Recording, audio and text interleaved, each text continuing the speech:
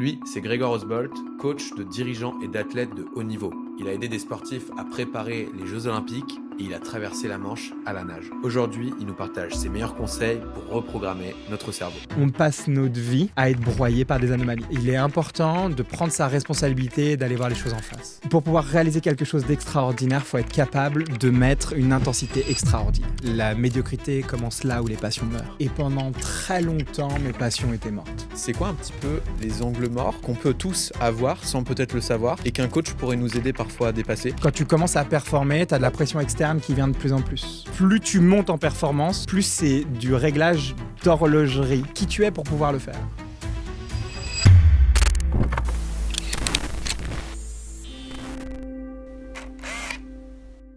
Je m'appelle Grégor et aujourd'hui on va level up. Grégor, qu'est-ce qu'on n'a pas compris sur le coaching? Excellente question. Je pense qu'on en a fait un amalgame de sous prétexte que certaines personnes ont réussi certains sujets de leur vie, vont te donner une espèce de recette miracle qui va te permettre, toi, d'aller à ce que tu souhaites et à ton souhait désiré. Et ce qu'on ne comprend pas aujourd'hui du coaching de manière générale, c'est qu'en fait, c'est quelqu'un qui est capable de jouer son job à chaque question qu'il va te poser, parce qu'en fait, son enjeu, il est de pouvoir t'aider à level up et il est de pouvoir t'aider à grandir. Et ça, c'est un art. Pour moi, c'est un art qui s'apprend. Et il y a forcément aujourd'hui des personnes qui ont eu cette position de coaching, donc qui va se mettre à côté d'eux et qui va aider la personne à grandir. Et je pense qu'on a fait vraiment un amalgame trop profond sur cette compréhension-là et à ne pas confondre avec un mentor qui, lui, a réussi et va te donner des solutions. Un coach va te poser des questions vraiment profondes pour t'aider à les comprendre, à les creuser et que tu aies le moins besoin de lui à un moment donné. Donc le mentor, c'est celui qui a déjà fait la route et qui t'explique comment il a fait.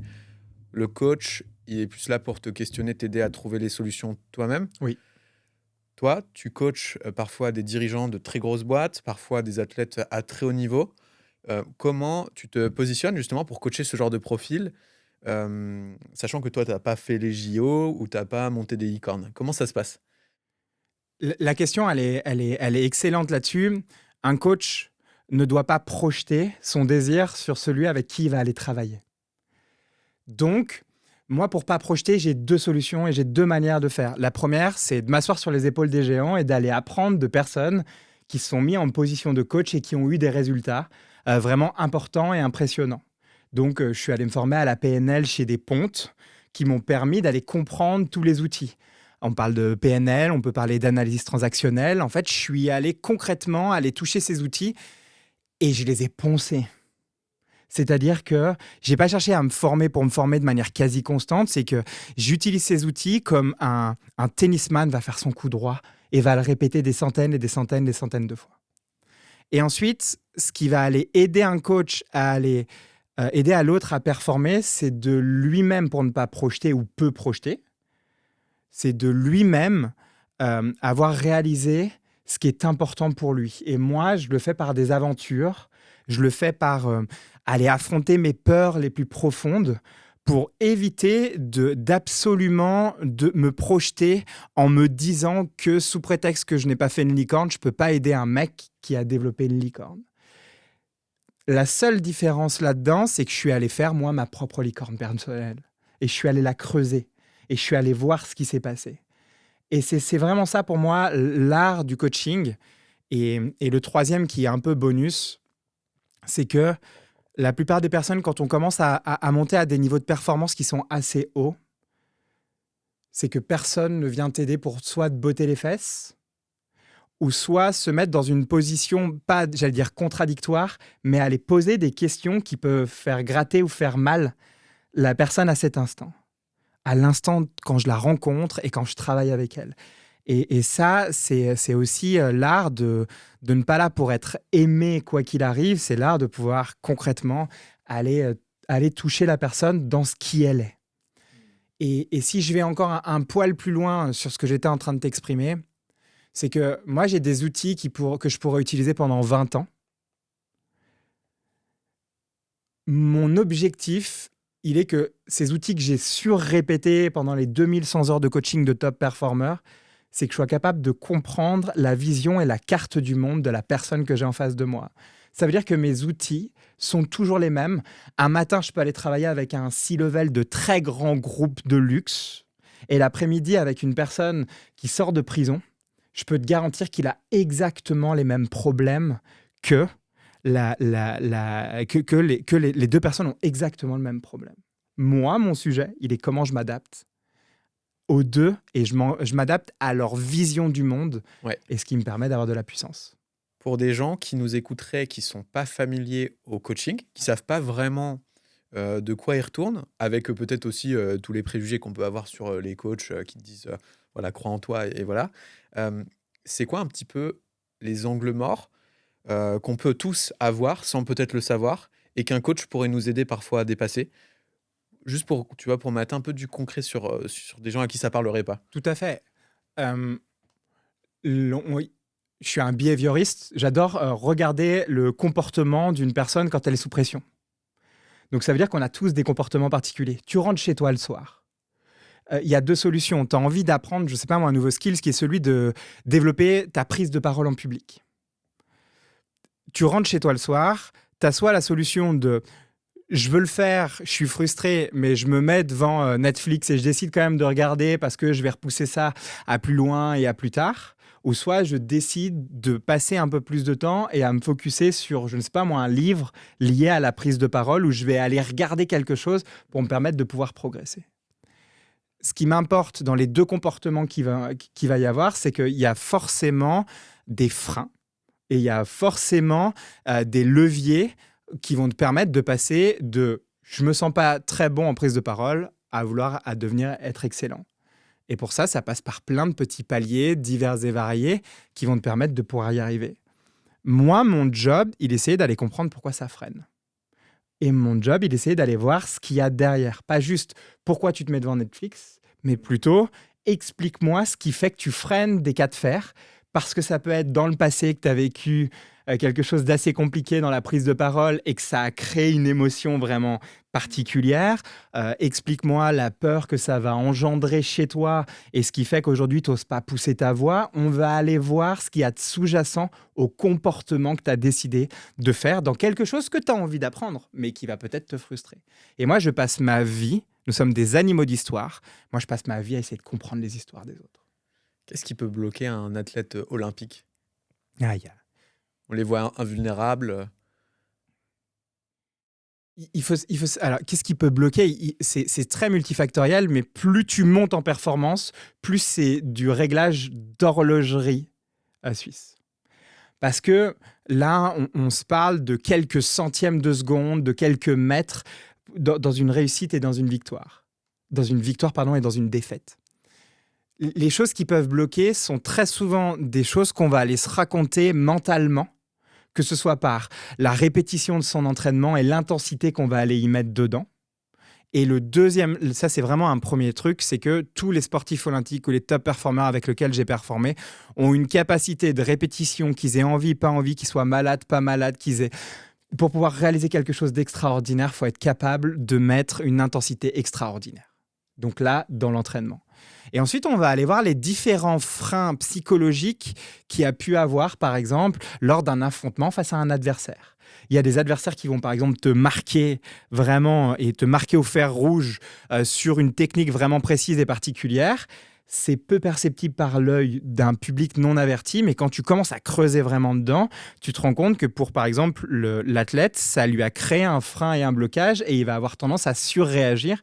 Et comme ça se joue à quelques millimètres, des fois, c'est tout son système émotionnel qui bouge et nous, on va aller regarder ce qui le met en tension émotionnellement parlant et on va aller utiliser des outils pour le faire. D'accord. Et ensuite, on va aller regarder quels sont les véritables leviers qui font que tu as envie d'aller te lever tous les jours. Moi, pour l'avoir vécu à titre personnel, c'est quoi le levier qui te permet de pouvoir répéter un effort dans lequel ça va te mettre dans le dur et de le répéter de manière extrêmement puissamment et de manière très grande dans un effet cumulé. Et ça, on va aller jeter un coup d'œil à ça. Donc, au-delà de qu'est-ce qu'il va faire au quotidien l'athlète, c'est comment tu le reconnectes à sa grande vision et pourquoi il fait ça, et comment tu le reconnectes à voir que s'entraîner tous les jours a des bénéfices pour arriver à sa vision, quoi. Complètement. Et c'est de l'aider soit à se remettre à rêver quand il sait plus et quand il est dans un tunnel, et totalement l'inverse, par contre, quand il est dans le rêve et qu'il faut se remettre au quotidien à aller s'entraîner, c'est de le repousser à l'entraînement au quotidien. Et ensuite, d'aller le reconnecter de manière quasi quotidienne et de manière quasi constante là-dessus. En fait, on se crée tous des freins ou des peurs fondamentales qui existent, et ces peurs peuvent venir de plein de choses. Elles peuvent venir de ton environnement. Souvent, c'est un environnement qui t'a mis à vouloir aller performer à très haut niveau, ou c'est Mmh. peut-être de la frustration qui t'a mis et qui t'a décidé à aller à très haut niveau. Mais sauf que à certains moments, tu parlais de vision, de why, de ce qu'il y a autour. À certains moments, c'est pas suffisant. C'est un savant mélange et d'avoir quelqu'un à côté de toi qui va aller te poser certaines questions. Et ça te permet aussi de pouvoir d'aller conscientiser certaines choses, certains comportements et certains positionnements que tu peux avoir là où on se parlait pour un sportif d'effort.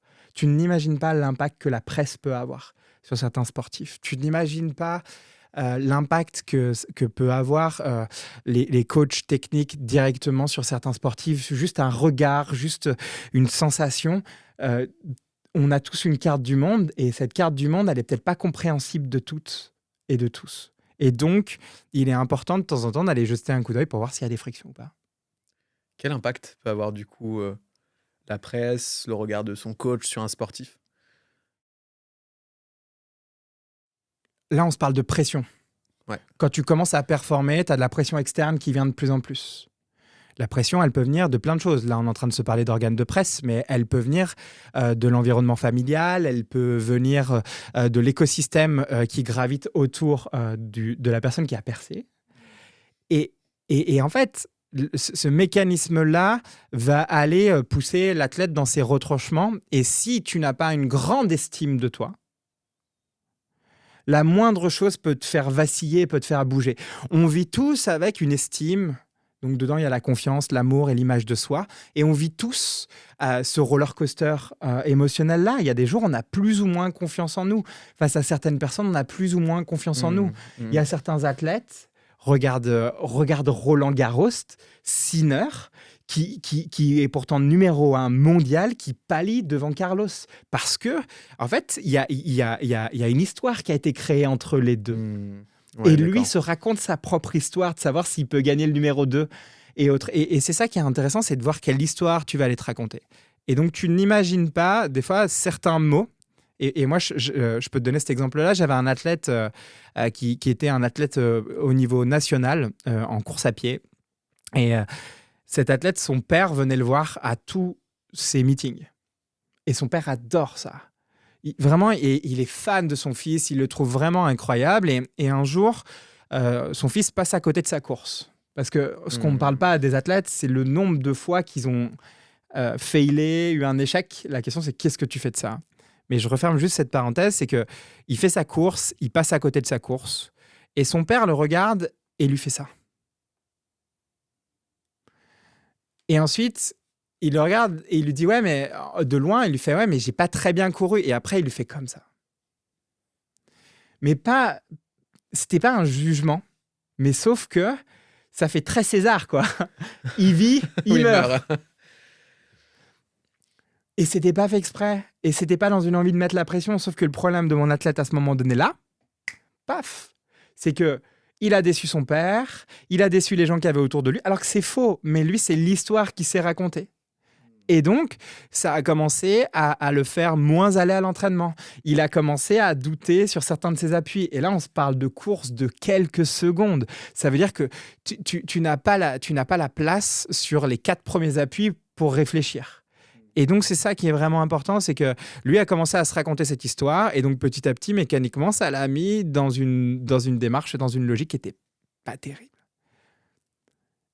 Au lieu de blâmer l'extérieur et son père, nous, on est allé changer son rapport à ce geste-là. J'ai pas enlevé ce geste-là, mais j'ai juste changé le rapport qu'il pouvait avoir et surtout l'impact émotionnel que ça lui avait fait à ce moment donné-là. Juste en changeant ce mécanisme-là et en enlevant la peur du jugement de l'autre à ce moment donné-là, on a réussi à lui enlever l'enjeu qui se mettait avant ses courses. Parce que l'enjeu tue le jeu.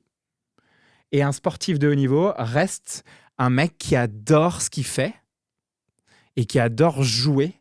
Et quand il y a trop d'enjeux, c'est là où tu ne joues plus vraiment et c'est là où c'est compliqué. Et moi, l'un de mes sujets est celui-ci. Il est d'essayer de désémotionner, d'enlever l'enjeu qu'il peut y avoir, parce que des fois, les courses, elles ne durent que quelques secondes, quelques minutes ou quelques mètres. Et dans cet exemple, par quoi vous l'avez remplacé, cette peur du jugement? Comment vous y êtes pris? Enfin, comment, en fait, il a pu aborder sa course d'après serein par rapport à ça? Alors, il n'a pas abordé sa course d'après serein, parce que ça a Ok. été un travail de longue haleine et on a eu plusieurs meetings pour le mettre en place. Moi, j'utilise une technique qui s'appelle l'EFT, ça s'appelle l'Emotional Freedom Technique. Là, on va rentrer vraiment dans de la technicité.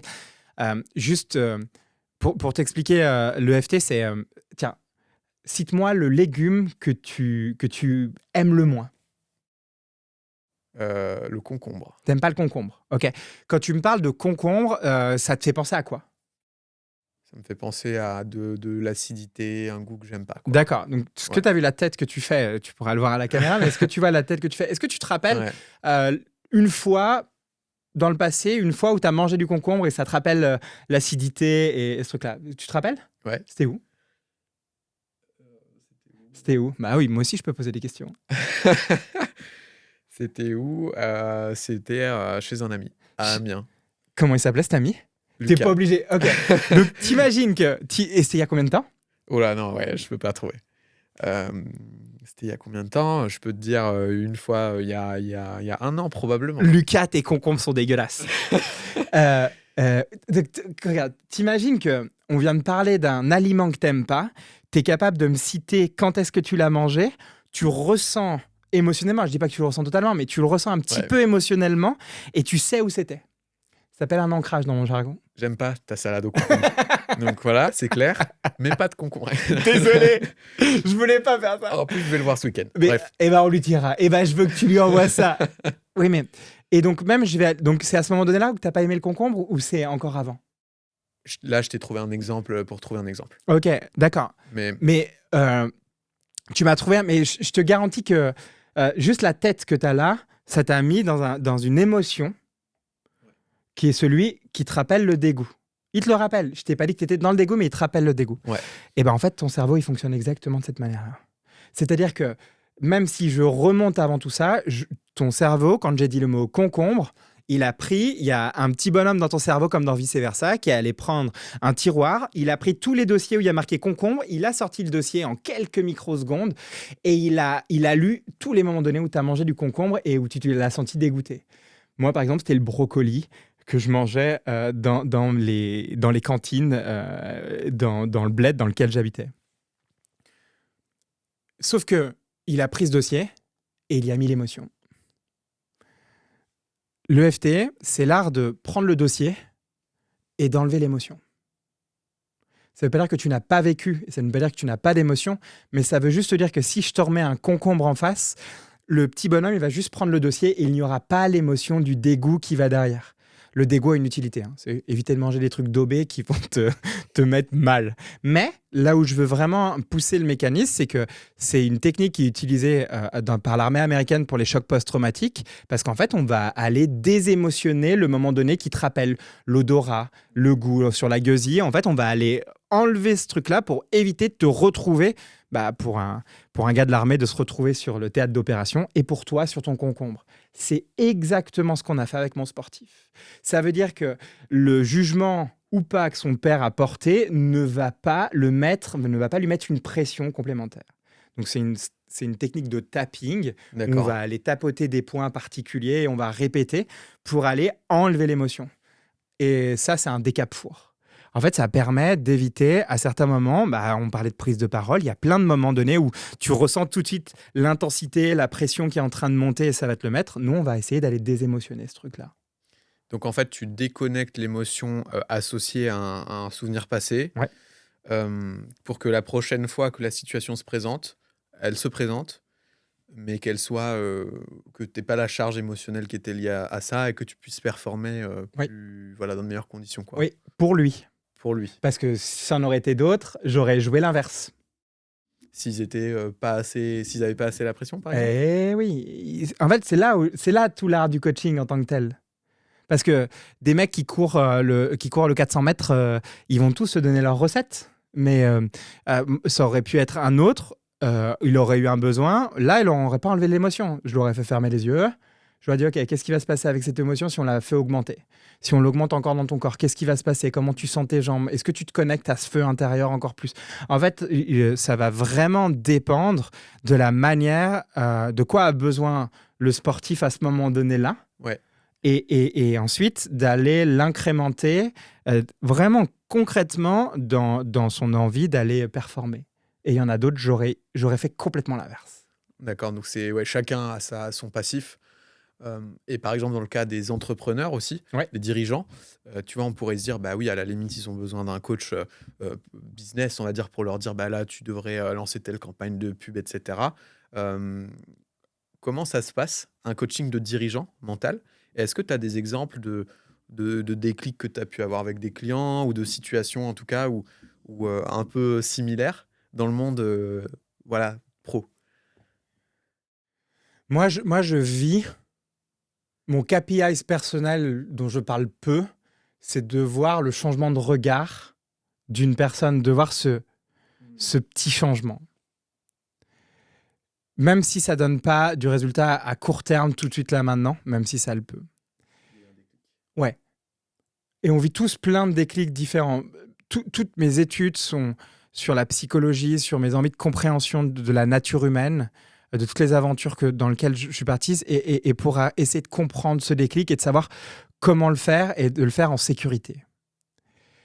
Et les entrepreneurs qui viennent me voir sont ce qu'on appelle dans mon jargon des serial ou des repeat entrepreneurs. Ça veut dire qu'on est sur des entrepreneurs déjà aguerris. Ça fait 3 à 10 ans qu'ils entreprennent. Donc, ils connaissent les bases. On se parle de manière très commune. Moi, je suis à ma 4e entreprise, donc c'est quelque chose que je comprends vraiment intellectuellement et mécaniquement. Et ensuite, ils viennent me voir parce qu'ils savent qu'à un moment, ils sont le goulot d'étranglement de l'entreprise qu'ils ont montée. Ce goulot d'étranglement peut être lié à leur rapport à la délégation. En ce moment, là, j'ai un entrepreneur qui est venu me voir en me disant: je comprends pas, ma boîte, j'arrive pas à la scaler. On se parle d'une boîte qui fait 5 millions d'euros de chiffre d'affaires. Je parlerai pas de son EBITDA, mais de 5 millions d'euros de chiffre d'affaires. Et il est en train d'essayer d'aller chercher un scale différent, sauf qu'il ressent qu'il n'est pas la bonne personne pour le faire. Maintenant, sa question quand il est venu me voir, c'est: est-ce que je suis la bonne personne pour porter une boîte qui va passer de 5 millions avec aujourd'hui à viser à plus de 50? Donc, nous, notre travail, il va être d'aller voir les différentes histoires qui se racontent. C'est quoi l'histoire qui se raconte sur la réussite? C'est quoi l'histoire qui se raconte sur le fait de gagner beaucoup d'argent? Il y a beaucoup d'histoires et d'atavisme familial autour de l'argent. On va aller jeter un coup d'œil en profondeur. C'est quoi son rapport à la délégation en tant que telle? Quand ton entrepreneur te dit la délégation, c'est le truc le plus dangereux qui existe dans ma boîte, tu t'étonnes pas pourquoi il est en burn-out, parce qu'en fait, tout doit être recapitalisé et repassé par lui. Moi, mon job, c'est de lui faire prendre conscience de ça quand il n'en a pas conscience, par une technique de questionnement. Et ensuite, c'est de voir quelle histoire il va devoir changer et comment on réécrit l'histoire qui se fait par rapport à ça. Parce qu'à 5 millions d'euros, tu as forcément déjà délégué des trucs. C'est juste d'aller jeter un coup d'œil pour lui montrer ce qui a déjà marché. Et derrière, de passer du temps pour voir qu'est-ce qu'il va devoir faire identitairement pour passer au niveau d'après, en termes de délégation, et est-ce qu'il est encore la bonne personne pour pouvoir le faire. Et moi, c'est ça qui me fascine et qui me passionne, c'est que le goulot d'étranglement est sur quelques sujets, mais ces sujets, après, peuvent devenir assez complexes assez rapidement parce que tu as rajouté plein de trucs encore plus quand tu réussis. C'est parce que sous prétexte que tu as réussi de 0 à 5 millions, tu penses avoir la recette de 5 à 50. Je n'ai pas la recette de 5 à 50. Par contre, je peux t'aider à te questionner pour aller de 5 à 50 et voir quels sont les différents freins que tu peux avoir derrière ça. Donc ça, typiquement, c'est un des sujets sur lequel sur lequel j'interviens. J'ai aidé une personne la dernière fois qui était en levée de fonds et qui ne comprenait pas pourquoi. Elle n'arrivait pas à signer le papier, le document de M&A qui avait été fait et qu'elle ne comprenait pas pourquoi elle freinait le truc. Et qu'après 3 questions, elle s'est rendue compte qu'elle avait eu une histoire autour du fait de devenir riche et qu'elle venait d'une famille assez pauvre et assez populaire et qu'un jour son père a dit à la télé, quand elle a vu une photo d'un gros directeur de très grosse boîte, président directeur général d'une très grosse boîte, qui a dit de toute façon les riches c'est tous les mêmes, c'est des cons. Elle avait dans son cerveau assimilé le fait que quand tu deviens riche, tu deviens con ou conne et en plus t'es pas aimable. Et c'est à son tour de devenir con ou conne. Donc, personne n'a envie de ça. Et tu n'imagines pas le nombre d'histoires conscientes ou inconscientes qu'on se raconte autour de ça. Et c'est fascinant, le symbolisme qu'il y a derrière ce genre de choses, ce que la société nous pousse. Et moi, j'adore aller essayer de lire et de comprendre ça. Elle trahit sa famille en devenant riche. Et oui. Et il y en a qui te diront que c'est la psychologie de comptoir. Coucou. Moi, je te dirais que des fois, les choses sont beaucoup plus simples qu'on le pense et qu'en modifiant juste un cran, ce qu'elle a fait, le soir même, elle est allée voir son père et elle est allée lui poser la question.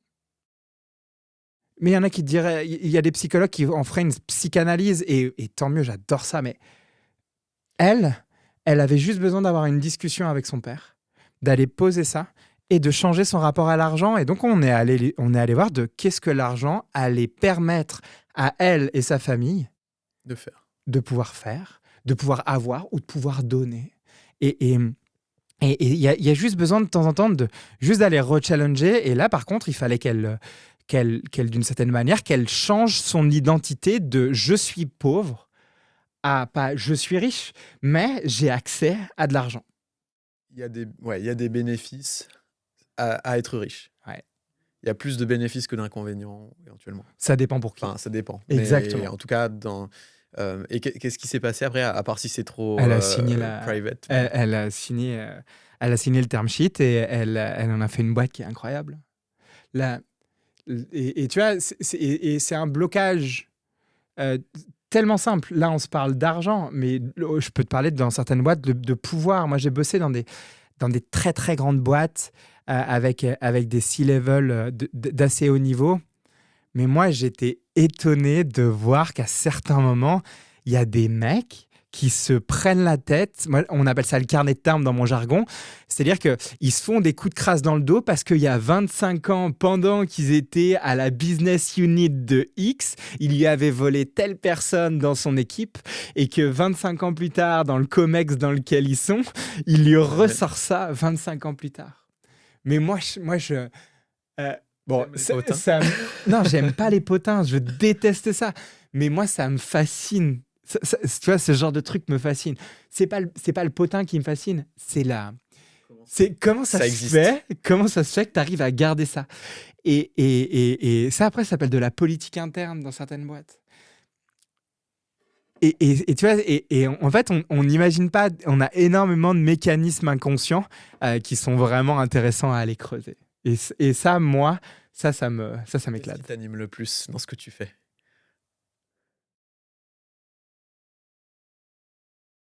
Qu'est-ce qui m'anime le plus dans ce que je fais?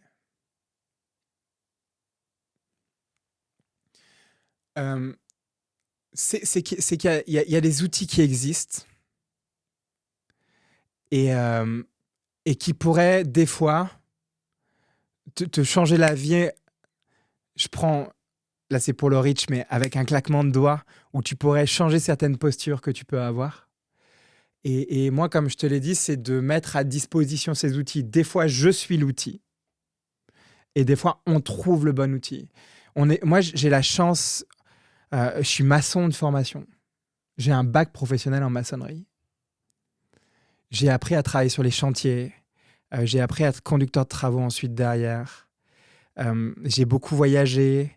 Je me suis lancé plein de grands défis assez incroyables pour essayer d'aller apprendre et je me suis énormément formé par la lecture et par l'accès j'ai eu accès à des formations en psychologie de Stanford, Harvard, à aller écouter dans des amphithéâtres, dans des écoles comme l'EM, HEC.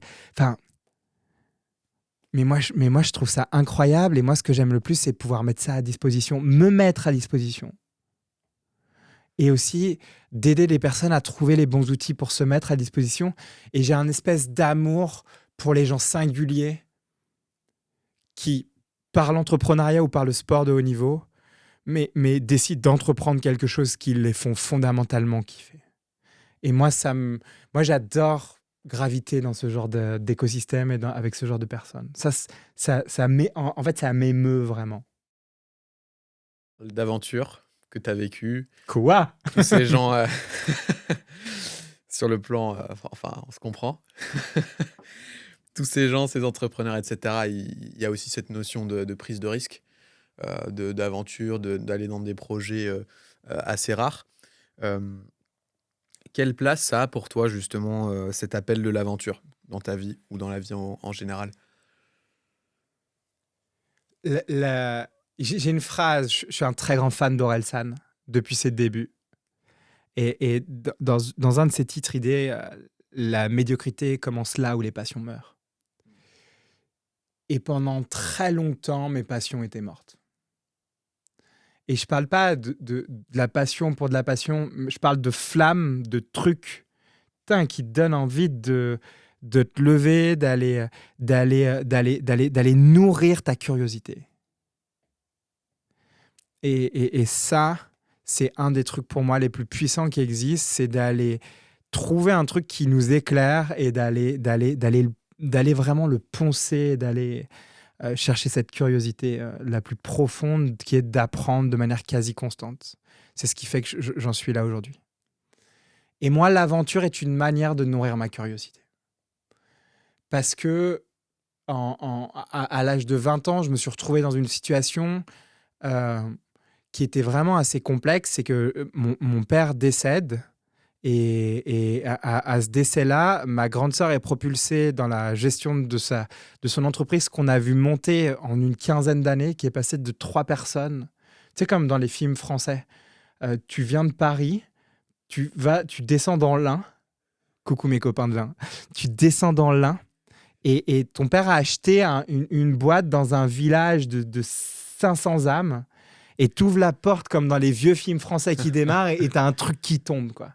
C'est la caricature. Et moi, je l'ai vu, chef d'entreprise, monter petit à petit cette boîte pour en faire quelque chose de très beau. Et ça, c'est de là où est née mon envie et ma passion entrepreneuriale et qui m'a fait créer des projets après. Et ce truc-là, quand il décède, je me retrouve à ne pas savoir quoi foutre de ma tristesse. Et comme je suis un bon bonhomme, homme avec un petit H, je vais me cacher pour pleurer, je parle à personne et que quand je suis avec mes potes, je souris en leur disant « vous inquiétez pas, tout va bien », mais moi j'ai ce truc-là auquel je sais pas quoi faire. Et en fait, pendant plus de 5 ans, j'ai fait ce que je savais faire, c'est-à-dire sortir, faire la fête, picoler, fumer, me mettre dans des états seconds pour ne plus penser à ce truc-là, mais qui est quand même assis là à côté de toi. Et j'ai voyagé à des milliers de kilomètres dans une dizaine de pays, mais quand je rentrais le soir chez moi, c'était encore assis là à côté de moi. Et à un moment, j'ai eu le choix qui était soit j'allais au PMU, c'est valable, désolé pour ceux qui gèrent les PMU, ou soit je commençais à changer de voie et ma sœur m'a tendu un livre que je relis tous les étés d'ailleurs, qui s'appelle « Pouvoir illimité » de Tony Robbins, qui pour moi est une masterclass de Jim Rohn, mais ça c'est un autre sujet. Et dedans, il y a un exercice que je trouve assez incroyable qui te met tout ce que tu rêves de faire, d'avoir, d'être et de donner.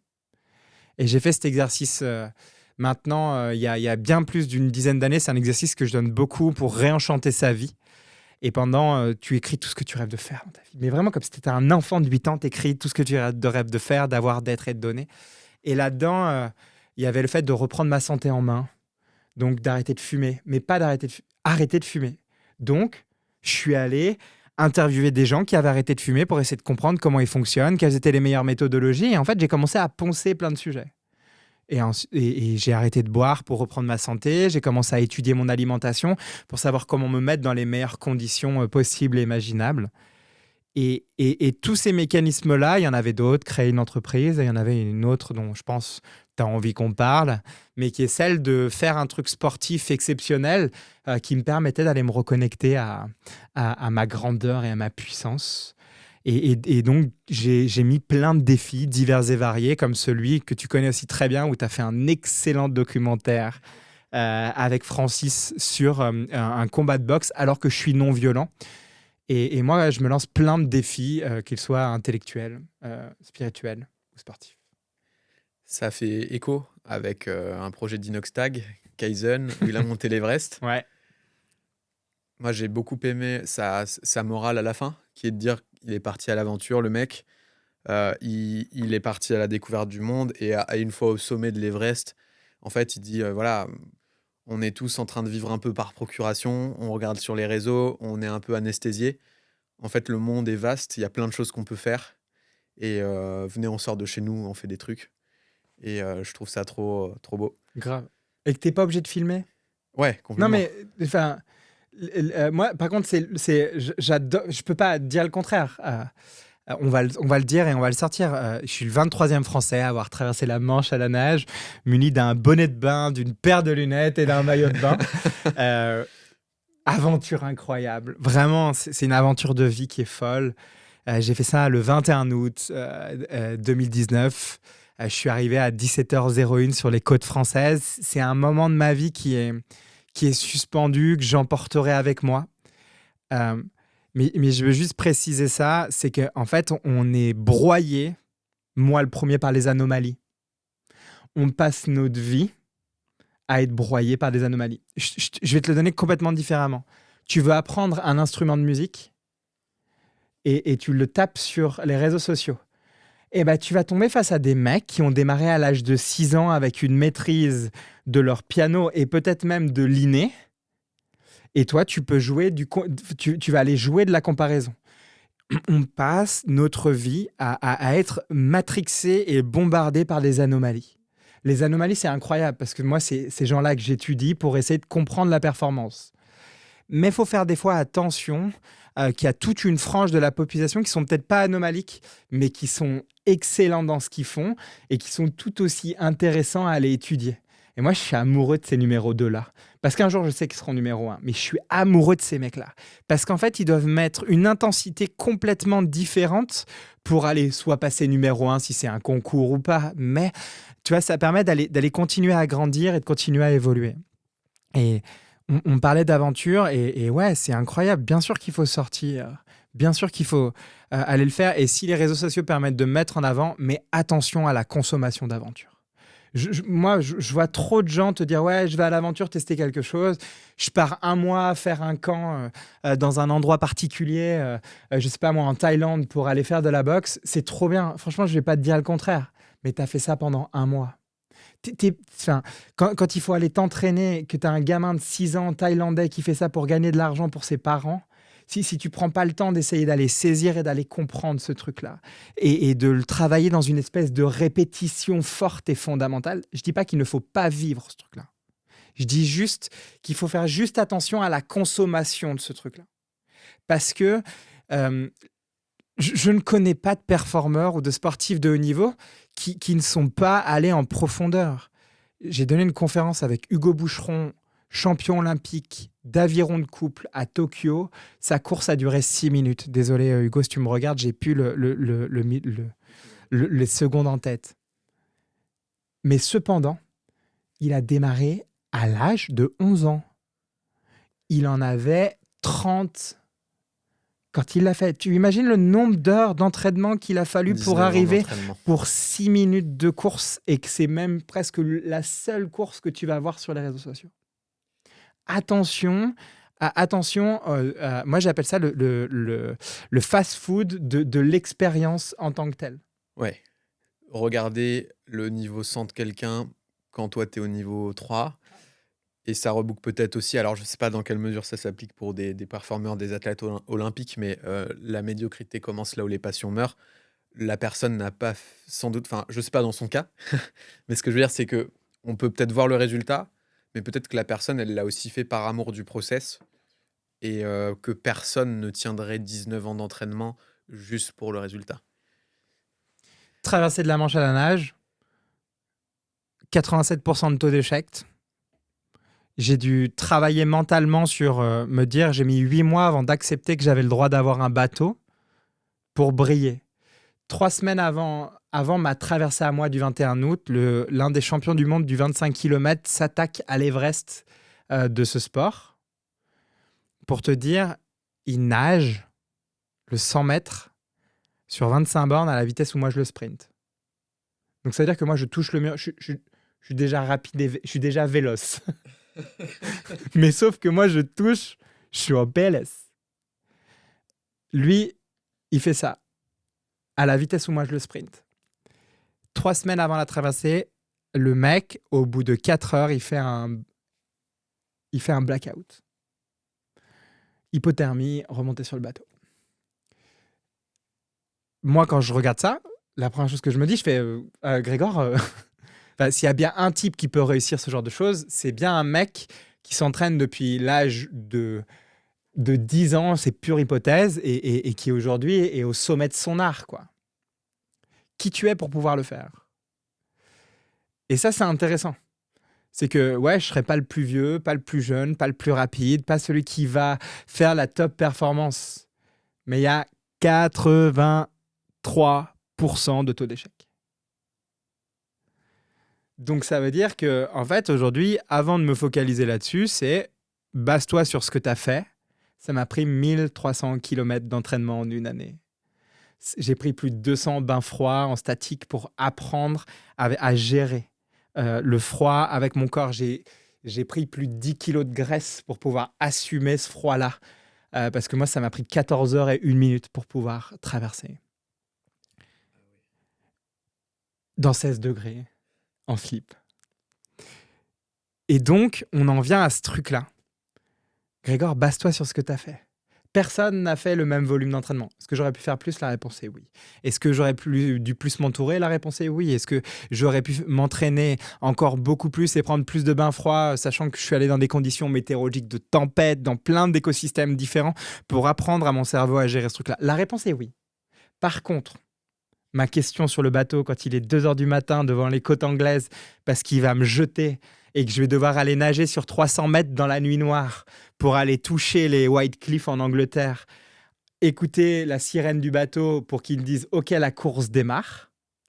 Quand je suis sur le bateau en attendant que le pilote et l'officiel me disent « C'est bon, tu peux y aller », la seule question que j'avais en tête, la seule, c'est « Est-ce que tu as fait tout ce qui était en ton pouvoir avec le niveau d'énergie, de temps et d'argent pour avoir accès au bateau sur lequel tu es là tout de suite maintenant ?»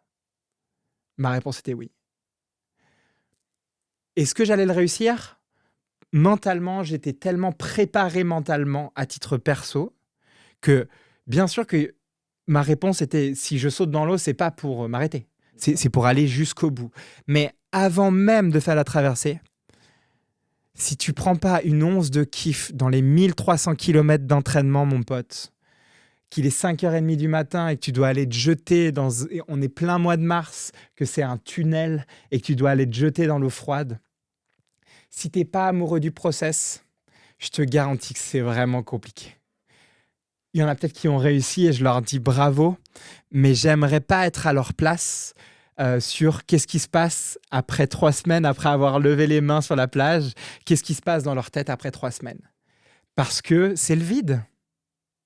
T'as beau avoir réussi le truc le plus extraordinaire, si tu n'as pas pris de gratitude, comme si tu jouais à Mario et que tu prends pas des points de gratitude complets comme tu collectionnes les pièces dans Mario, ça vaut pas le coup. Ça vaut pas la peine. Réellement. Et c'est pour ça que tu as beaucoup de top performers qui sont allés en dépression à un moment donné ou qui se sont retrouvés et qui se retrouvent avec une santé mentale assez fragile. C'est parce que ce n'est pas la culture réelle. Tu as le droit de hustle. Vraiment, je le dis. je connais aucun performeur qui n'est pas dans la hustle culture. Vraiment. Par contre, si tu ne développes pas de la gratitude, et si à un moment donné, tu n'es pas capable de dire la hustle, il faut que je le stoppe et que je le calme pendant un certain moment, c'est là où ça devient dangereux. La plupart des gens qui partent en burn-out ou les gens que j'ai rencontrés qui partent en burn-out se retrouvent dans ce mécanisme-là. Ils sont dans une hustle culture très forte et puissante pour mettre de l'intensité dans ce qu'ils font, mais comme tu ne sais plus rien faire d'autre autour, ton seul truc, c'est de continuer à faire ça. Alors que la plupart des top performers, quand ils sont arrivés à des très hauts niveaux, leur objectif, c'est de se remettre en question, trouver une autre manière de modélisation de la performance, qui est souvent très ancrée sur plus de sens, plus de choses profondes. Florent Manodou l'a très bien montré. Et ensuite, c'est ça qui les fait remonter dans de la performance encore plus haute, où ils prennent même encore plus de plaisir.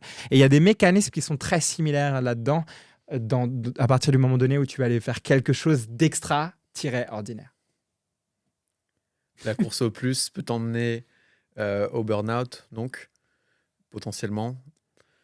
Le fait de se récompenser, d'exprimer de la gratitude après avoir accompli quelque chose est super important. Pendant. Et pendant. Mais oui, pendant. Si t'imagines si t'as pas une once de gratitude et que ton seul modèle identitaire, en fait, ton identité est intrinsèquement reliée au fait que tu as une médaille d'or ou pas, ou que tu as fait une licorne, ou que tu as réussi ton examen. Tu n'es pas que ça. Tu n'es pas que ça. Tu as mis de l'intensité dessus. Il y a une grande chance que ça ne marche pas. D'ailleurs, si tu n'as pas mis cette intensité, n'y va pas. Non, mais soyons très clairs.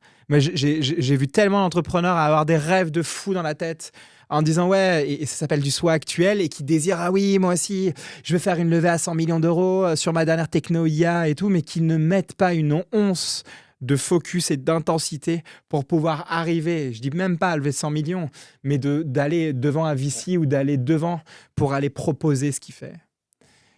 Déjà, c'est une vraie barrière à l'entrée. Mais deuxièmement, le vrai sujet là-dedans, et ce qui fait que ça peut te faire péter un câble très rapidement, si tu ne développes pas de l'amour pour le process que tu es en train de faire, même si le process est douloureux, pour avoir pris des bains froids, on peut en parler, et que ta vie dépend du résultat. Cite-moi les clubs qui ont fini 5 et 6 en Champions League, même si ça se fait pas, mais tu vois ce que je veux dire. Enfin, en fait, et pourtant, est-ce qu'ils ne méritaient pas de gagner autant que le PSG ? Ça peut prêter à débat, mais on a compris le point. Oui, mais tu vois ce que je veux dire ? Je vois ce que tu veux dire. Si ta vie dépend du résultat, je te souhaite tellement d'avoir le résultat. Et si ton identité aussi dépend du résultat, tu vas mettre une pression de dingue sur le résultat et donc ne pas avoir le résultat. Ou peut-être que tu l'auras. Et si tu l'as, j'ai envie de te dire tant mieux pour toi, mais tu n'es pas que tes résultats. Ça, c'est intéressant. Tu n'es pas ton chiffre d'affaires, tu n'es pas ta médaille, tu n'es pas ton job. T'es bien autre chose. T'es plus que ça. T'es bien plus que ça. Et que si ton seul objectif, et t'imagines, moi, la traversée, c'est 1300 km. On me demande toujours, ça fait quoi de traverser la Manche à la nage ? Est-ce que tu as voulu abandonner ? Pardonnez-moi, ce que je veux dire est présomptueux. Non, j'ai jamais voulu abandonner sur la traversée. Jamais une seule fois. Par contre, tu n'imagines pas le nombre de fois dans les 1300 km d'entraînement où j'ai voulu abandonner. C'est là où ça se fait. C'est à l'entraînement que ça se joue. Mais c'est à l'entraînement, c'est avec les personnes avec lesquelles tu t'entoures. Moi, l'un de mes leviers de performance, c'est l'amour. C'est cheesy quand je dis ça, mais par exemple, moi, tous les gens avec lesquels je me suis entouré, que ce soit pour... on n'en a pas parlé, mais de mon combat de boxe, que ce soit pour ça.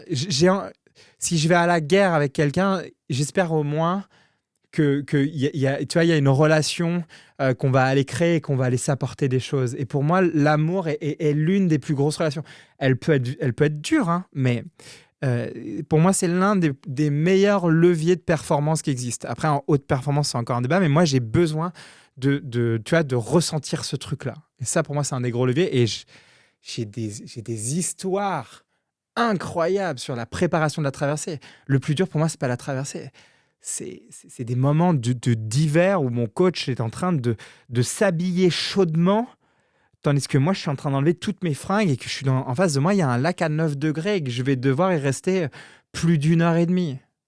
Et que je mets ma vie entre ses mains. Je mets ma vie entre ses mains. Il m'arrive quoi? Il m'arrive quelque chose. C'est le seul mec qui peut me prendre par le callback ou le slip et qui peut me tirer et aller m'emmener en sécurité. Si t'as pas un minimum confiance, c'est chaud. C'est chaud, Ouais. c'est chaud. Pour préparer des grosses échéances, là on a parlé de sportifs de haut niveau, d'entrepreneurs, etc. Moi j'ai une question pour toi. Vas-y. Je me suis mis au triathlon. Je projette de faire un Ironman. Comment je me prépare mentalement?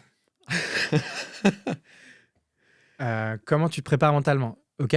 À ce genre d'épreuve. En fait, voilà. Comment on se prépare à une grosse épreuve challengeante où on ne sait pas si on en est capable? Voilà. Donc, Qu'est-ce que je ne sais pas? Qu'est-ce que tu sais que je ne sais pas sur la préparation mentale d'un événement comme ça? est-ce que déjà tu te sens capable de le faire?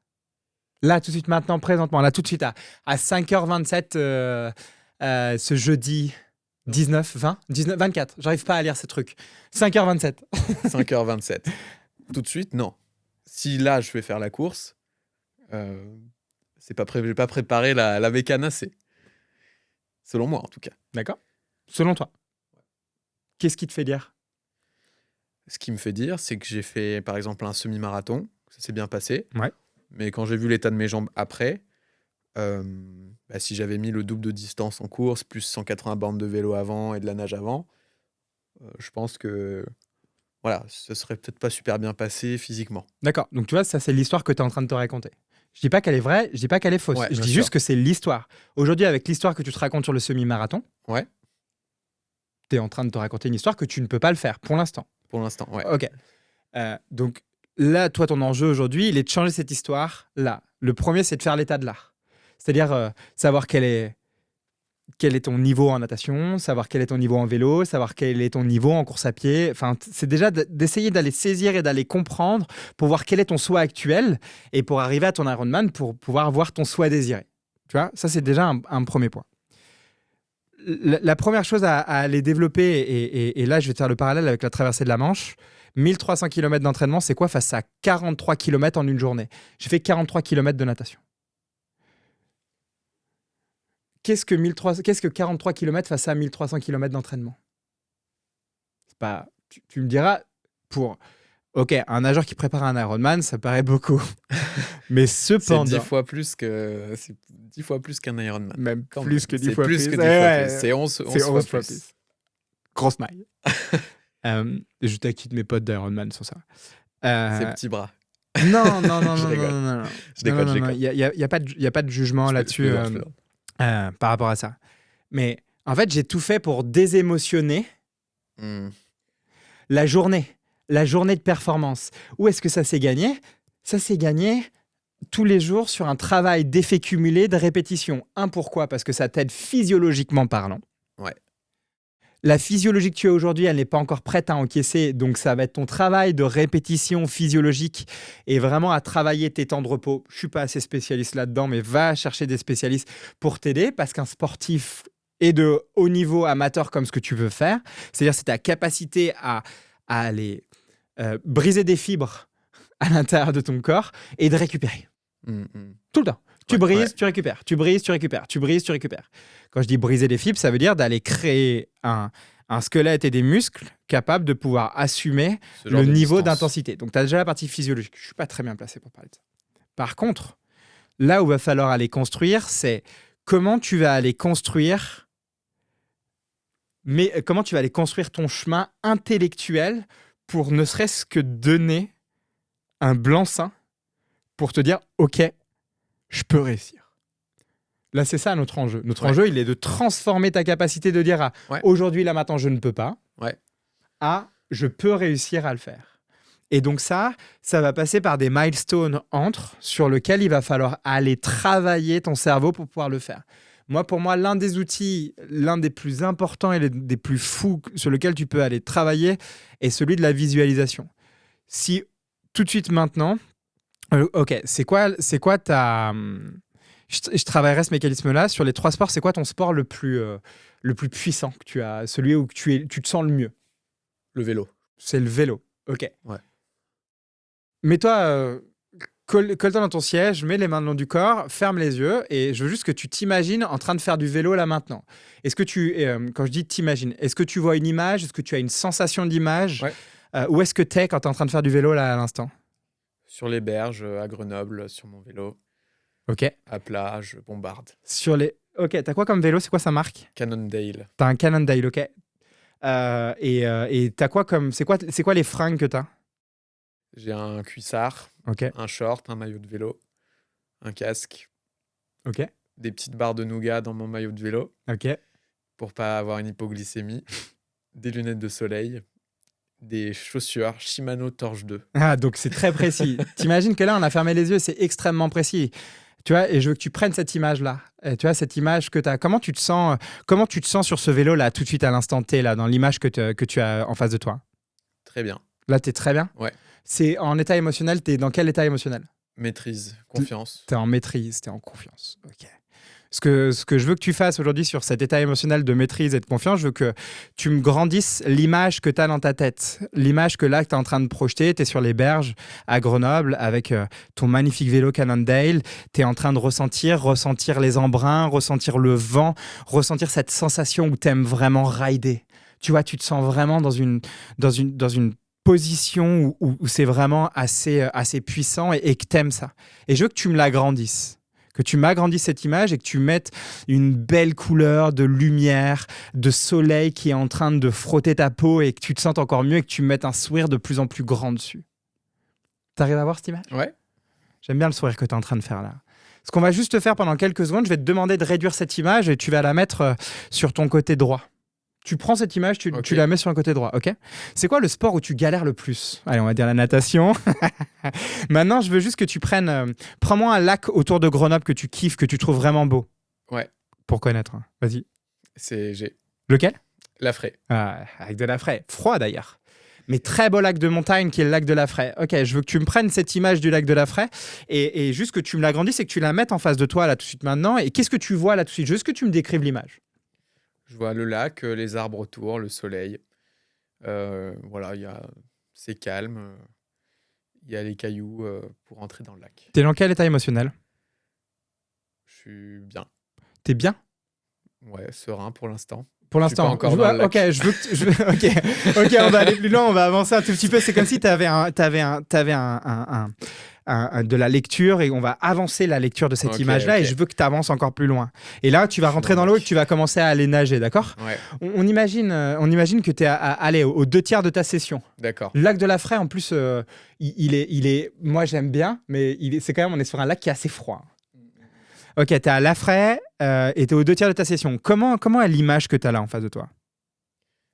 Bah, pas totalement serein, un peu oppressé par ma combi notamment, et par le fait qu'il n'y ait pas de bord de piscine. Et donc, voilà, je suis un peu... j'ai le cœur qui tape et une petite sensation, un petit stress, quoi. D'accord, ok. Tu vas encore m'agrandir cette image, tu vas rester un peu dans cette sensation de stress là tout de suite maintenant. Je veux juste que tu ressentes, tu le sais, tu la connais cette sensation, encore plus quand il n'y a pas de bord et encore plus quand tu sais pas ce qui se passe en dessous, quand l'eau est froide, quand il se passe avec ta bouée ou si tu nages en solo, pour très bien connaître ce mécanisme-là. Mais ce que tu vas faire maintenant, c'est que cette image, tu vas commencer à y mettre un peu plus de lumière. Petit à petit. C'est comme si on tournait, tu vois, une molette. Toi qui connais très bien le monde de l'image, de l'audiovisuel et ces choses-là, je veux juste que tu me tournes la molette et petit à petit, on va commencer à y mettre de plus en plus de belles lumières à l'intérieur. Tu vas m'agrandir ce moment-là, ok? Je veux juste que tu prennes cette image et on va mettre les 2 images côte à côte. Tu vas mettre ton image de vélo qui est belle, qui est vraiment assez incroyable, avec la belle lumière sur ton Cannondale et je veux juste que tu mettes l'image de natation qui est juste à côté, d'accord? Ouais. Ok. Si tu devais prendre le truc qui te permet de te sentir à l'aise avec le Cannondale, c'est quoi dans l'image qui est en face de toi, c'est quoi C'est quoi qui te marque le plus? L'élément concret, tu veux dire, Ouais. ou le Je sentiment? je veux dire l'élément concret qui te met dans les meilleurs sentiments et dans la meilleure émotion. Bah, c'est la maîtrise, quoi. C'est la maîtrise, donc j'ai envie de dire que c'est le fait d'être bien stable, rectiligne, d'avancer. OK.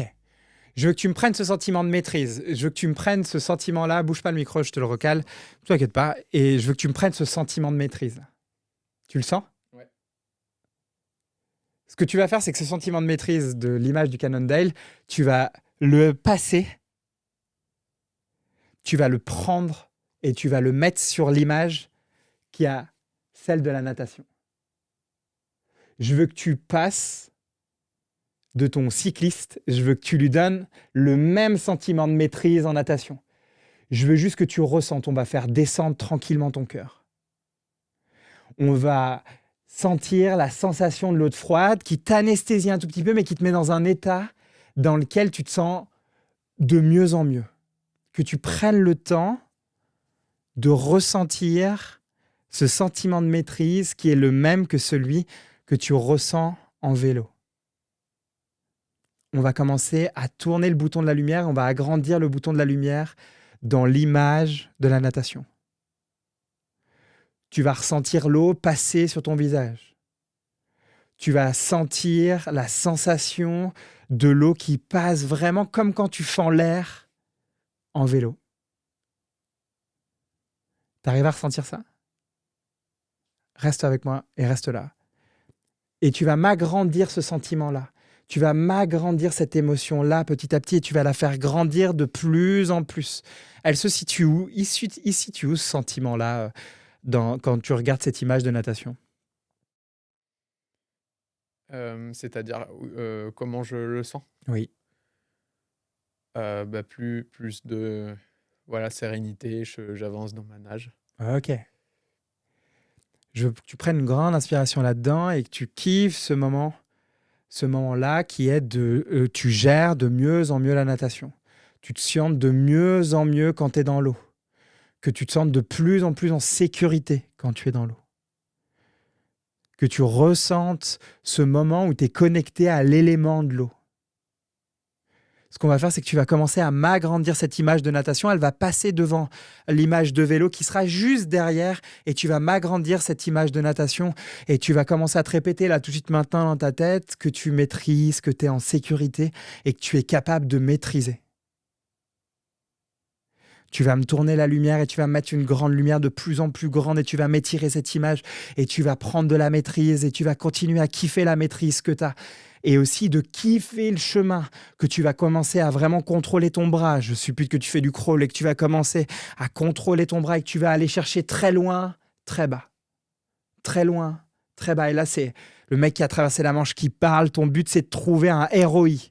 Le ROI le plus fort et le plus puissant pour nager tranquillement où tu dépenses le moins d'énergie pour être le plus frais sur le prochain moment et tu vas m'agrandir cette image et tu vas mettre une belle lumière de plus en plus dorée et tu vas prendre l'élément et tu vas respirer le plus fort possible et tu vas te sentir vraiment à l'aise dans l'élément. Tu es toujours avec moi? Je veux vraiment que tu prennes et on va agrandir cette image et je veux juste que pendant les 20 prochaines secondes, tu te répètes que tu peux avoir le même niveau de maîtrise en natation que celui que tu as en vélo. Je peux avoir le même niveau de maîtrise en natation que celui que j'ai en vélo. Je me donne l'autorisation de pouvoir avoir le même niveau de maîtrise que celui que je ressens quand je suis en vélo.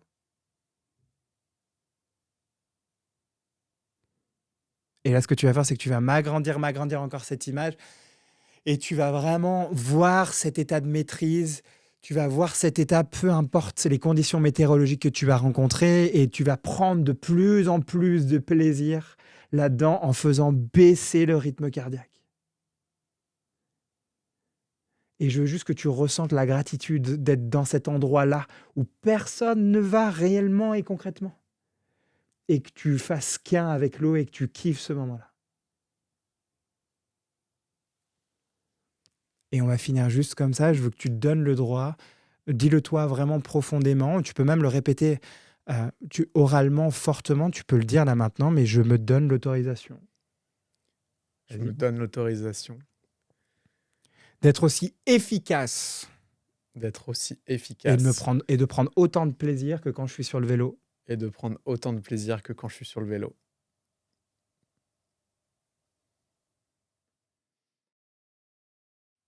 Et dès que tu en veux, tu peux prendre une grande inspiration.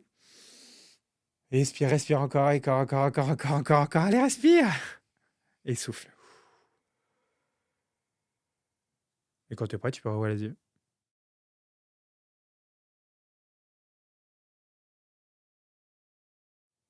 Là, on vient de créer un chemin neuronal pour que tu donnes l'autorisation de commencer à te raconter une histoire différente sur la natation. J'ai fait mon premier triathlon le week-end dernier. J'avais jamais testé ma combi. J'avais jamais nagé en eau libre non plus. Donc en piscine, ça allait bien. Mais du coup, tu vois, petit coup de chaud, du mal à respirer, très fatigué au bout de 300 mètres, alors que d'habitude, je nageais 3 km à la piscine. Et c'est vrai que tu commences très vite à te raconter l'histoire que, en fait, non, ça marche pas et tu te mets dans une boucle. Enfin, en tout cas, moi, c'est ce qui s'est un peu passé.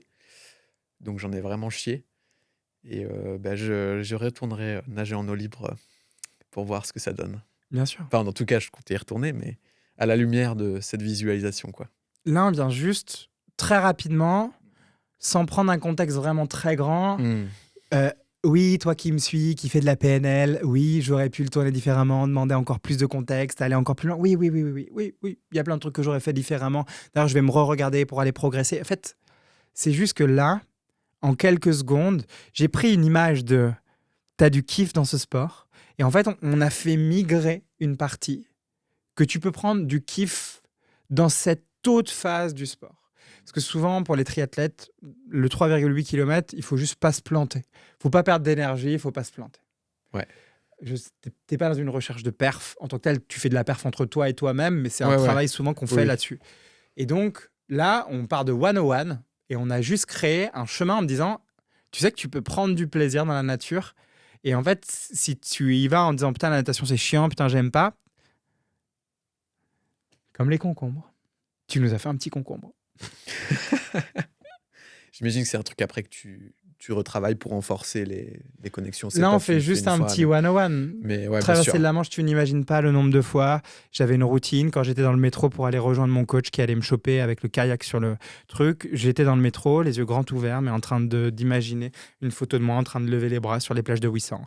Et je me répétais ça. Et je me répétais que j'étais capable de pouvoir le faire. Je Tu me répétais que... normalises. Et t'as tout dit. J'ai normalisé. Pour moi, c'était normal d'être the office. Il y a rien de nouveau. Qu'il y ait résultat ou pas résultat, l'important, c'est d'avoir fait tout ce qui était en mon pouvoir pour le faire. Et avec le niveau de savoir, de compétences, de connaissances que je pouvais avoir. Et le deuxième truc, il était aussi à un moment donné, t'es climato-dépendant, tu te prends une pêche d'un mec, c'est pour ça que je nage très peu en pack et en groupe. Tu te prends une pêche d'un mec, tu sais pas ce qui peut se passer, ça peut te sonner. En fait, il y a plein de choses mais sauf, il faut juste te préparer à toutes les éventualités qui existent. Et la visualisation, pour en avoir rencontré certains, j'en connais, qui font de la visualisation sur toutes les éventualités. Je fais pas partie de ceux-là. Mais moi, je connais des gens qui sont allés faire des treks dans des endroits très chelous, où ils ont imaginé qu'ils s'étaient pété le genou et qu'il fallait qu'ils fassent 200 km avec un genou pété pour pouvoir rentrer. Ils ont besoin de créer un chemin neuronal pour ne pas découvrir le jour J. Moi, je ne fais pas partie de ceux-là. Moi, j'ai une autre technique, mais tu vois, c'est d'arriver à trouver les bons outils. Et ça se travaille. La visualisation est un outil parmi beaucoup. Il y en a plein d'autres. D'ailleurs, j'ai remarqué qu'il y avait aussi un truc de... donc c'est avec mon pote qui fait les salades aux concombres pas bonnes, là, qu'on veut faire l'Ironman. Et comme on s'est dit qu'on allait faire l'Ironman, bah là, j'ai fait mon premier triathlon M le week-end dernier. Mais du coup, bah, ça me paraissait être une formalité. Alors que j'en ai jamais fait, mais je me disais, bah, si on va faire un Ironman, bah, là, c'est le M, quoi. Donc, tu vois, c'est juste normal, tu vois, de réussir. Et là, on va faire un half Ironman. Que tu as réussi. Que j'ai réussi, ouais. Donc, tu vois, tu es en train de balayer un peu d'un revers d'une main un résultat en disant c'est une formalité. Mais bien sûr que non. Ce que je veux dire, c'est que à l'entraînement, du coup, en fait, vu que j'ai calibré mes attentes sur bah, ce sera 3,8 km de nage, par exemple, je m'entraîne pas avec le spectre du 1,5 km du triathlon M, par exemple. Ok, je comprends. Et donc ma séance, tu vois, mes premières séances, comment dire? Quand j'allais un peu nager, je me disais: «Waouh, je viens de faire 1 kilomètre ou 2 kilomètres, c'est beaucoup». Puis après, on s'est motivé pour l'Ironman et juste au moment où on s'est motivé, en fait, tout le prisme a changé parce que je me suis dit: «Bon, bah, maintenant, vu qu'on va faire 3,8 km le jour J, bon, bah, à l'entraînement, voilà, je pars pour faire 3 4 km», et je trouve que ça a vachement changé enfin, juste la perception de l'effort. Et c'est un peu l'autorisation aussi que tu évoquais, je pense. Complètement. Dire, bah, si on s'autorise à vouloir faire le gros, hem, qui peut le plus, peut le moins, on s'autorise aussi à faire les plus petits.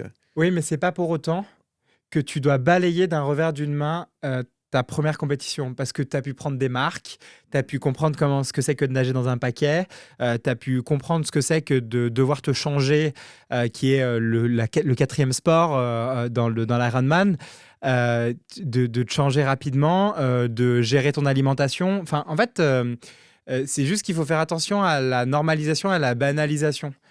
Oui, tu te prépares pour un Iron, mais sauf que comme tu n'en as jamais fait, il est important aussi d'avoir de la gratitude du chemin que tu as fait, de tout ce que tu as parcouru. Enfin, Intéressant. faut faire très attention à ça.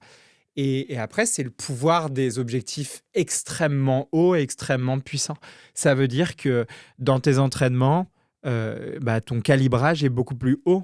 Et moi, je me rappelle, comme si c'était hier, le jour où j'ai décidé de traverser la Manche à la nage entre moi et moi-même. Personne ne le savait. Je suis allé nager et j'ai fait 1 kilomètre de battement avec ma planche. Le truc que je déteste le plus. Tu peux regarder C'est mon long. physique. Je suis pas très gaulé et pas très puissant des jambes. J'ai un très gros haut du corps. Mais le premier jour, je me suis dit, OK, viens, on doit faire quelque chose qui va me permettre de montrer que tu peux aller claquer quelque chose de plus puissant. S'il n'y avait pas eu cet objectif-là, je ne serais jamais allé le faire. Sauf que par contre, à la fin de cet entraînement, j'ai fait le kilomètre en planche. euh, j'ai une tendance à faire la même chose que toi. À me dire, oui, mais c'est normal. Non, c'est pas normal, bordel. C'est pas normal. C'est pas normal à l'instant T. C'est Mmh. normal pour la suite des Pour événements, le mais futur c'est toi, pas oui, normal à l'instant T. mais là, non. Donc, et de la gratitude d'avoir fait quelque chose que tu détestes et que tu es allé jusqu'au bout. Et même si c'était un défi entre toi et toi-même. Et c'est ça, il faut faire très attention à ce que tu considérais comme un plafond de verre et qui maintenant devient ton plancher. À trop le normaliser, t'en oublies la vraie essence et en fait, Tu ça te l'évalues. dévitalise énormément. Mmh. Ouais, tu ressens rien Il y après a l'avoir 6 mois, fait. t'aurais donné beaucoup de choses pour ne faire ne serait-ce qu'un alpha ou un M. Ne l'oublie pas. J'ai pas dit qu'il fallait le glorifier. J'ai dit qu'il ne faut pas l'oublier. Voilà. Super conseil. Bah, non, mais moi, ça me parle puisque, je vois bien le truc de tu cherches toujours l'objectif d'après et cetera et tu normalises, tu banalises, celui que tu as eu. Hem Effectivement, ouais, il y a un enjeu de célébrer. Il y a, il y a- il y a un, il y a un enjeu de célébrer plein de choses. Mais comme un entrepreneur doit célébrer une vente, même si elle paraît normale dans ton pipe, mais tu vois, il y a un enjeu de célébrer. Je dis pas qu'il faut faire une célébration à tout. Je dis juste qu'il y a un enjeu d'avoir de la gratitude. Moi, je pense réellement que le- le- la pire failure que tu peux avoir, c'est de ne pas avoir de la gratitude en chemin. J'ai rencontré des gens incroyablement, mais qui ont fait des choses, mais vraiment incroyables. Et il y a un pattern que j'ai énormément remarqué par rapport à ça, c'est qu'il y en a beaucoup, beaucoup, beaucoup qui en fait sont misérables et malheureux parce que quand tu es dans une fuite du toujours plus, ou quand tu es dans un toujours plus, tu as complètement le droit. Ouais. Mais si tu ne prends pas de kiff dans le process, honnêtement, ça dure pas longtemps. C'est pour ça que je comprends les footballeurs qui vont dans des stades de 40 000 personnes qui les acclament. En fait, je pense que les grands artistes qui sont dans des salles de centaines de personnes ou qui remplissent des stades. Mais la question, c'est qu'est-ce qui se passe quand tu rentres chez toi tout seul? Que tu n'as plus ta cour autour de toi. Que tu pu, même quand tu es un grand entrepreneur, tu sais, tu as une espèce de cour autour de toi derrière. Qu'est-ce Ouais, qui se passe ouais. quand tu es tout seul en face de toi? Moi, c'est ça qui m'intéresse. Parce que c'est là où tu vois la véracité de ce que tu veux faire, le truc vraiment extrêmement profond, et que tu prennes du temps de te remercier parce qu'il y a des choses que tu as visualisées des centaines et des centaines d'heures. Moi, je remercie mon ex-fiancé quand j'arrive sur la plage de la traversée. On se fait une déclaration d'amour qui restera gravée. Et elle me dit un truc, elle fait: Grégor, profite. Profite parce que c'est fini. Parce que, parce que tout ce que tu as mis vient de se terminer en mettant la main sur cette plage. Ce qui n'est pas vrai pour moi, mais en gros, ce qui est plutôt vrai, parce que moi, mon truc se termine à partir du moment donné où je reprends le bateau avec mon coach, je rentre en Angleterre parce que mon passeport est considéré anglais. Anglais dans le sens, mon passeport est validé à la douane anglaise. Et on va manger un fish and chip. Bon, pour le végétarien que je suis, moi, je vais manger des frites tranquillement, boire ma ginger beer et écrire mon nom, mon prénom dans un pub pour marquer la fin. Pour moi, c'est là où ça s'arrêtait. Mais le lendemain, il y a quoi? Rien. Alors, le lendemain, il y a du kiff incroyable. Le Ok. lendemain, ça se lève à 5 h du matin, les yeux grands ouverts, en allant secouer mon coach en disant: Hey, j'ai traversé la Manche, c'est incroyable, c'est trop bien et tout. Et là, il me regarde, il fait: Allez, vas-y, barre-toi. Et je suis J'ai allé assez nager. vu. Je suis allé nager. Je suis allé nager le matin. Mais parce que c'était le. Je sais pas. Et je suis allé nager sans pression, sans rien. Et on s'est retrouvés après à aller faire un breakfast ensemble. Et c'était incroyable parce que tu es dans une espèce de dynamique folle parce qu'il peut rien t'arriver. Mais sauf que 3 semaines plus tard, qu'est-ce qui se passe? Tu te rappelles plus? Ouais, ça m'a fait pareil quand moi j'ai eu une ceinture noire de judo. Ok. À la seconde où tu gagnes le dernier combat et que le mec tombe et que là c'est bon, t'es dans le cercle, les ceintures noires. Tu vois le coach sur le bord du tapis, tu kiffes. Qui fait pas de sourire normalement, mais qui esquisse quand même un sourire. Qui fait. Ah voilà, Et, ça- mais dans son spectre à lui, c'est comme s'il venait d'exploser. Mais grave. C'est trop bien. Effectivement, t'es euphorique. Quelques jours après, t'es euphorique. Maintenant, je me rappelle plus. Et donc, qu'est-ce Ouais. qui te reste là-dedans? C'est le chemin. C'est l'aventure, c'est les souvenirs, je pense. C'est la transformation d'identité que t'as vécue aussi. Bien sûr. Et c'est les souvenirs. Moi, je vois ça. Enfin, dans mon cas, en tout cas, ouais, je dirais que c'est ça. Donc, si tu développes pas de la gratitude, et là je vais le tourner Là, en mode coaching, et que tu prennes du kiff Hmm. à un moment donné où ça t'arrive, le résultat sera incroyable. Tu l'as, ta ceinture, génial. Mais, mais so what? Et ça veut pas dire qu'il faut pas faire. Ouais. Vraiment, c'est pas mon message. Ça veut juste dire que il faut kiffer le chemin, parce que des fois le chemin prend du temps, et qu'on sait pas combien de temps on va rester sur cette planète. Donc en fait, si tu kiffes pas le chemin, j'ai vu beaucoup où tu as beaucoup d'entrepreneurs qui, après avoir revendu leur boîte, fait un exit, qui tombent dans une dépression complète et totale, parce qu'en fait, il y a rien d'autre derrière. Et ce chemin, il est normal. Il est normal. Il est normal. Mais il faut célébrer la personne que tu es devenue. Célèbre la personne qui t'a fait devenir. Et je vais aller plus loin. Qu'est-ce que tu peux récupérer du mec qui a été champion de judo jusqu'à ceinture noire? Qu'est-ce que tu peux récupérer pour le mettre au service de ton nouveau projet sportif? C'est ça qui est important. Ouais, des ressources. Des ressources de. Bon, je veux dire des trucs classiques, résilience, etc. Mais c'est ça, moi en judo, j'étais toujours un peu outsider. J'étais dans un club où tu avais des gens hyper chauds en technique. Ils me défonçaient. Par contre, moi, j'étais le mec qui se relevait tout le temps. Du coup, bah, ils avaient beau me défoncer, vu que je me relevais tout le temps, au final, je finissais toujours par les battre au moins une fois, tu vois.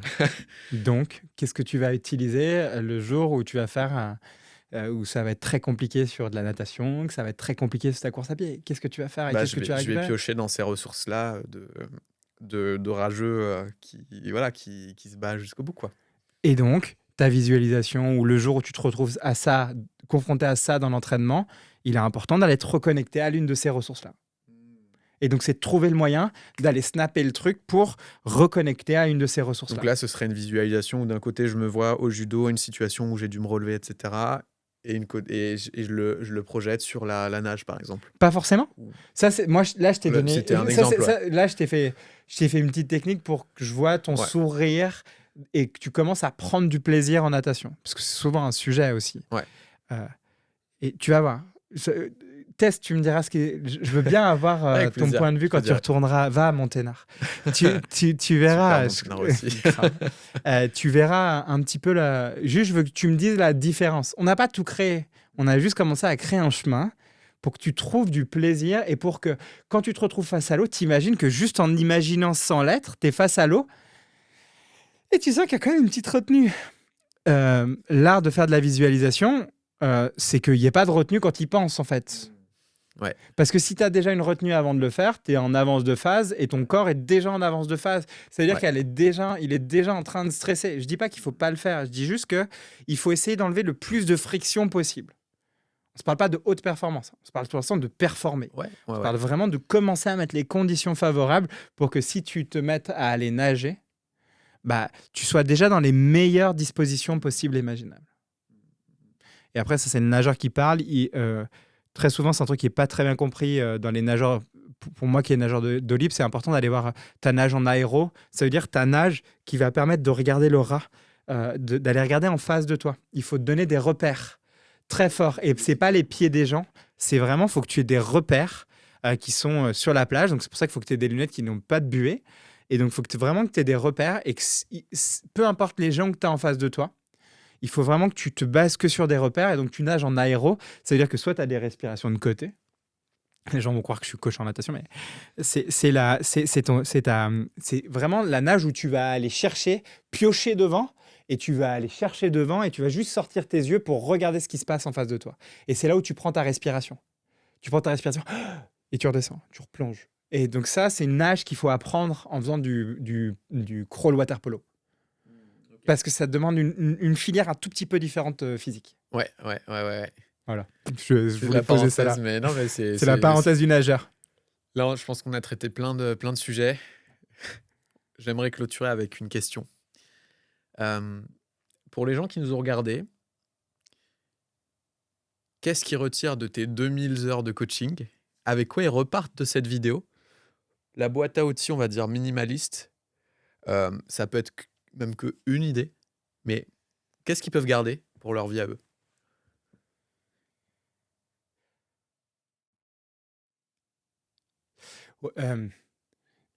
On a à peine effleuré ce que je fais, mais